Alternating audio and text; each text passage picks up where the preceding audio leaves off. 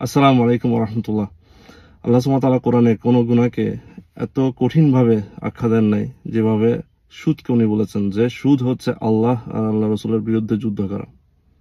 এখন যদি আমরা দেখি যে এই সুদের সাথে জড়িত আমরা যারা আছি, কেউ হয় সুদে বাড়ি কিনতেছি, সুদ দিচ্ছি, কেউ ব্যাংকে চাকরি করতেছি, কেউ আমরা ডিরেক্টলি ইনডাইরেক্টলি এই সুদের সাথে জড়িয়ে আছে। কিন্তু এই যতজন আমরা সুদের সাথে জড়িত, তার মধ্যে সবচেয়ে কঠিন যেটা, সেটা আমরা সবাই অগোচরে আমরা পাশ কাটিয়ে চলে যাচ্ছে। সেটা হচ্ছে আমরা যারা এই সুদের কারবারটাকে ফান্ডিং করতেছে। এটা কার টাকা যেটা দিয়ে তারা এই সুদের কারবারে নামছে? সেটা তো আমাদেরই টাকা।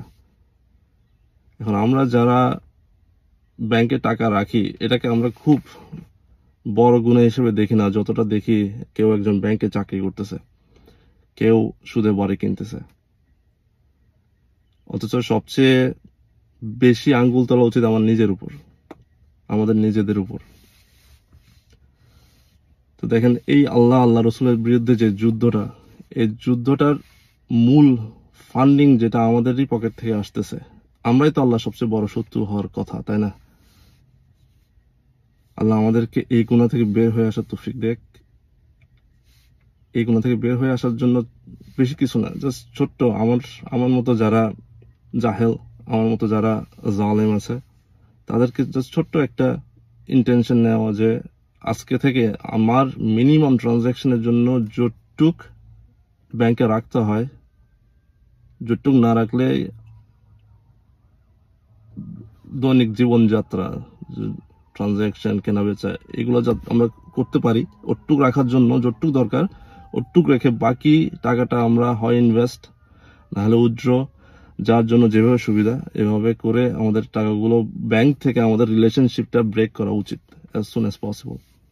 আদারওয়াইজ এই অবস্থায় যদি আমি মরি, আর আল্লাহ যদি কালকে আমাদের মাঠে আমাকে বলে, হে আল্লাহর দুশ্মন, তুই আমার আর আমার রসুলের সাথে যুদ্ধ করছিস দুনিয়ায়, যতদিন বেঁচে ছিলি আমার সাথে, আমার রসুলের সাথে যুদ্ধ করছিস, তুই আল্লাহর শত্রু, তুই জাহান্নামে যা। তখন আমার মাথায় থাকবে, আরে আমি এতজনকে বুঝালাম সুদের বিরুদ্ধে, আমি এতজনকে বললাম, আমি নিজে সুদে বাড়ি কিনলাম না, অথচ ভিতর আমি নিজেই যে এই সুদকে ফান্ডিং করতেছি, সুদের কারবারকে, ব্যাংকগুলোকে ফান্ডিং করতেছি, এটা আমার মাথায় ছিল না।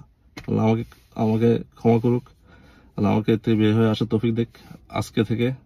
আজকে মেয়ের 22 তারিখ, আজকে থেকে আমি ইন্টেনশন নিয়েছি যে স্লোলি এই ব্যাংক থেকে আমার রিলেশনশিপটা আমি সেপারেট করে নিব।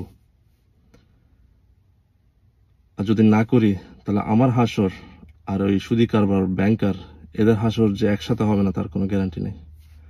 আল্লাহ আমাদের সবাইকে বুঝদান করুক, আমাকে বুঝদান করুক সবার আগে। সুবহানাল্লাহি ওয়া বিহামদিহি, সুবহানাকাল্লাহুম্মা ওয়া বিহামদিকা, আশহাদু আল্লা ইলাহা ইল্লা আনতা, আস্তাগফিরুকা ওয়া আতুবু ইলাইক।